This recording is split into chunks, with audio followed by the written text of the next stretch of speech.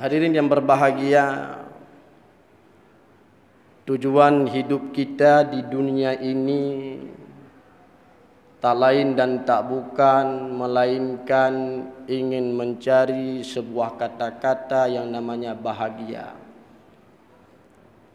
Bahagia di dunia yang kita harapkan, juga bahagia di akhirat. Dalam setiap doa selalu kita panjatkan Rabbana atina fid dunya hasanah wa fil akhirati hasanatan wa qina adzabannar. Ya Allah, berikan kepada kami kebaikan di dunia, kebaikan di akhirat. Memakna kebahagiaan di dunia, kebahagiaan di akhirat. Timbul pertanyaan pada hari yang berbahagia ini, hadirin sedang jamaah Jumat yang dirahmati oleh Allah. Sudahkah kita menjadi manusia yang bahagia? Belum kita pertanyakan bahagia di akhirat. Hidup kita hari ini di dunia, sudahkah menjadi manusia yang bahagia di dunia? Ada sebahagian daripada manusia menjawab, Ustaz, kami sudah bahagia walaupun hidup kami pas-pasan, Ustaz. Ada pula sebahagian daripada saudara-saudara kita hari ini menjawab, Ustaz, kami belum bahagia walaupun hidup kami mewah, harta melimpah, jabatan ada, malah rumah yang kami tidur, rumah yang megah, motor yang taib, motor yang mewah, yang namun belum ada yang namanya sebuah kata bahagia. Sebenarnya bagaimana untuk bahagia di dunia? Pertanyaan ini pernah dipertanyakan oleh penduduk Ali Basarah tempo dulu kepada salah seorang ulama yang nama ulama tersebut Syekh Ibrahim bin Adham. Pada suatu hari penduduk ahli Basarah menunggu kedatangan Syekh Ibrahim bin Adham di pasar. Ketika Syekh Ibrahim bin Adham sampai ke pasar, lalu salah seorang daripada penduduk ahli Basarah mendatangi Syekh Ibrahim bin Adham. Wahai Syekh, kami hari ini ingin bertanya, kenapa hidup kami tidak bahagia? Kenapa selalu kami berdoa kepada Allah, doa kami ditolak? Bukankah Allah pernah berkata di dalam Al-Quran, Udu'uni astajib lakum. Berdoa olehmu niscaya aku terima, kata Allah. Yang namun sampai sekarang doa kami belum diterima oleh Allah. Kami meminta kepada Allah, ya Allah berikan kepada kami harta. Allah tidak memberi kepada kami harta. Ya Allah berikan kepada kami pangkat dan jabatan. Sampai sekarang belum diberikan oleh Allah pangkat dan jabatan kepada kami, sehingga hidup kami tidak bahagia. Ataupun sebaliknya Syekh, doa kami diterima oleh Allah ketika kami meminta kepada Allah, ya Allah berikan kepada kami harta. Allah berikan kepada kami harta.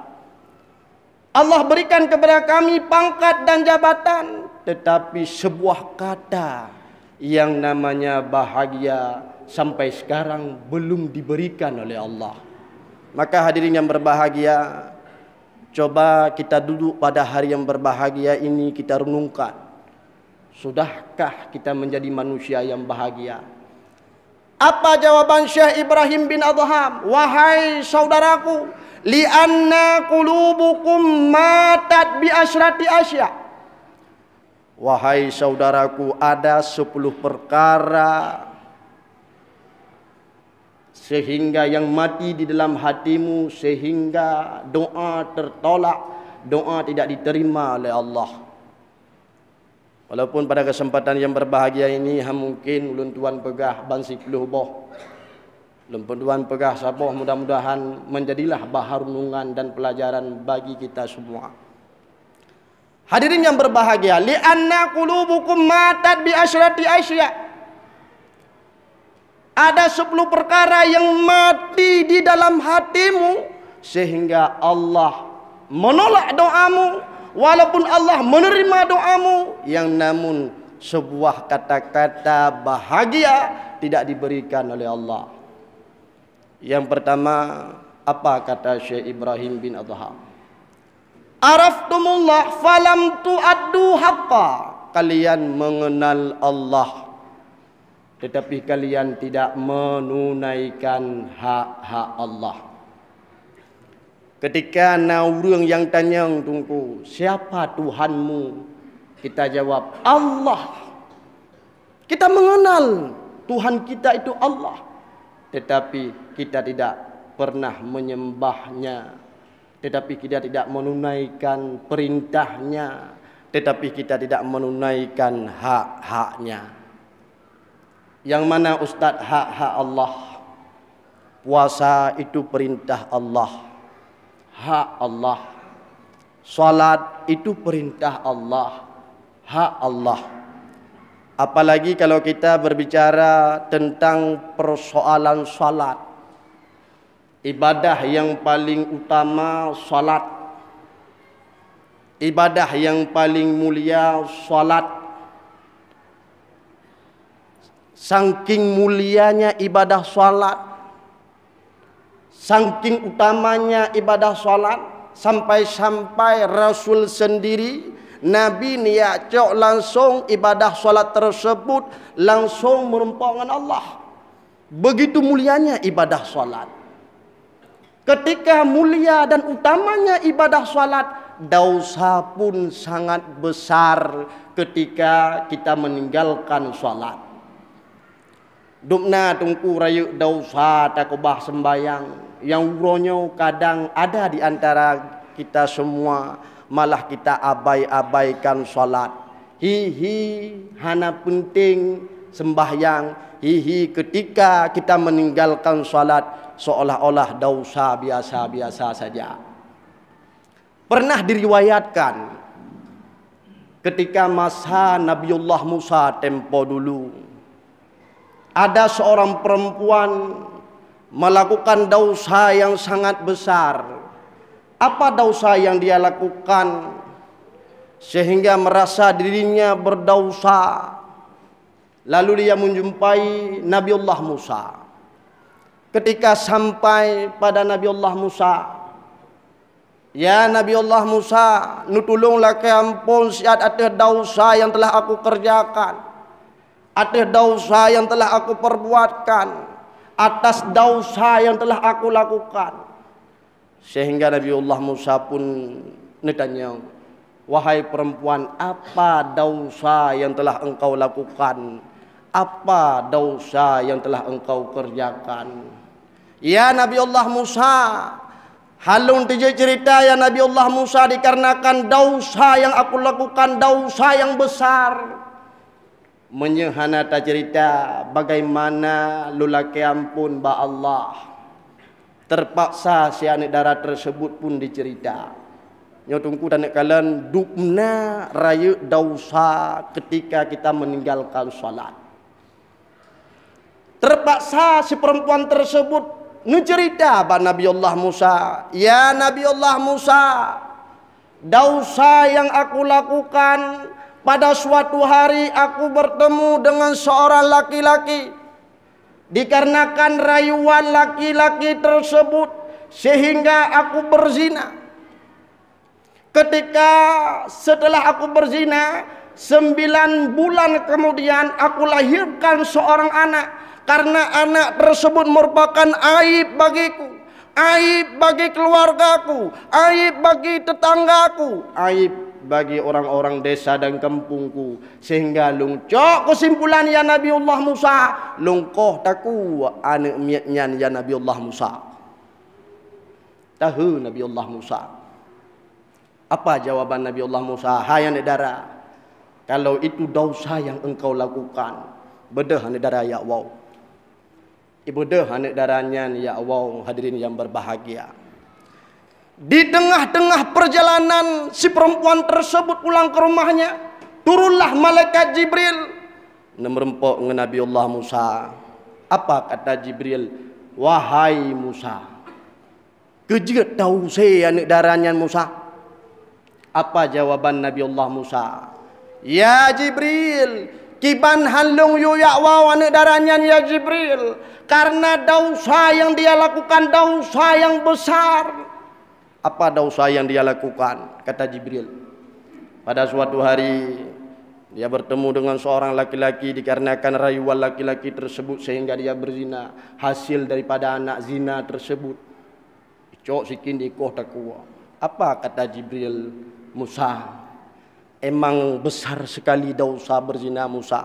Malah hadirin yang berbahagia, di dalam hukum Islam, apabila naung yang muzina, lajang memakna sina kalau menalakau si perempuan belum ada suaminya, giyu support ngen awi sertuh go raya dosa berzina.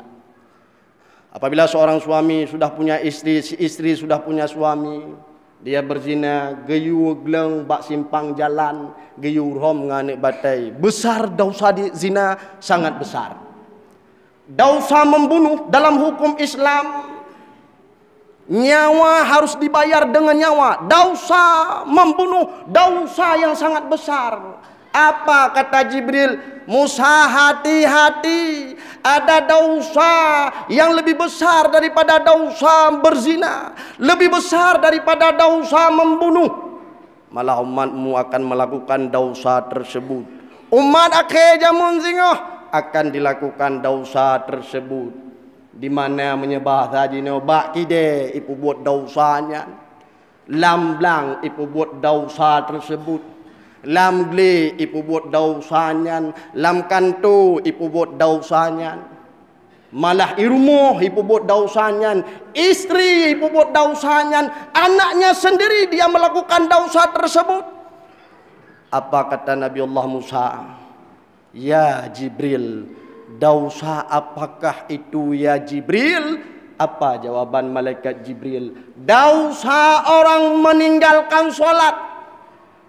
Musa, dosa kubah semayangnya lebih raya daripada dosa Medina. Kan memakna tungku dosa Medina nyohana rayuk cukup rayuk dosa. Dosa orang meninggalkan solat lebih besar daripada dosa membunuh. Inna salata tanha anil fahsya'i wal munkar. Sungguh nepegah oleh Allah, salat itu dapat mencegah perbuatan keji dan perbuatan mungkar. Menyeh getanya ka putui-putui dalam sembahyang dalam tubuh, maka urang tersebut hanruh li ipu buat-buat keji, hanruh li ipu buat-buat mungkar. Maka hadirin yang berbahagia, malah Luqmanul Hakim berwasiat kepada anaknya, wahai anakku, ya bunayya aqimis shalah. Wahai anakku, dirikan olehmu akan salat. Karena anak Luqmanul Hakim, anak yang pintar, anak yang bijak. Lalu anak Luqmanul Hakim bertanya kepada Luqmanul Hakim, limadha? Ayah, untuk apa aku salat? Apa jawaban Luqmanul Hakim? As-salah li nafsika li annaha tanha anil fahsya'i wal munkar. Menyatakan yang baklongan, untuk apa kamu salat? Maka aku menjawab, salat itu dapat mencegah perbuatan keji dan perbuatan mungkar. Maka hadirin yang berbahagia, orang yang meninggalkan salat tidak akan pernah bahagia, baik di dunia dan juga di akhirat. Maka untuk mencari kebahagiaan, konsep utama adalah salat. Kita ajak anak kita untuk salat, diri kita untuk menunaikan salat. Tidak ada kebahagiaan bagi mereka yang meninggalkan salat. Baik bahagia di dunia, lebih-lebih kebahagiaan yang kita inginkan di akhirat. Oleh karena demikian hadirin yang berbahagia, tujuan hidup kita di dunia ini tak lain dan tak bukan melainkan kebahagiaan. Walaupun hidup kita pas-pasan, harta tidak banyak, jabatan kadang tidak ada, yang namun dikarenakan selalu kita tunaikan ibadah salat, insya-Allah kita akan bahagia dunia dan akhirat. Orang yang bahagia di dunia dan di akhirat Allah berikan kepada mereka, yaitu syurga Jannatun Naim. Amin ya rabbal alamin.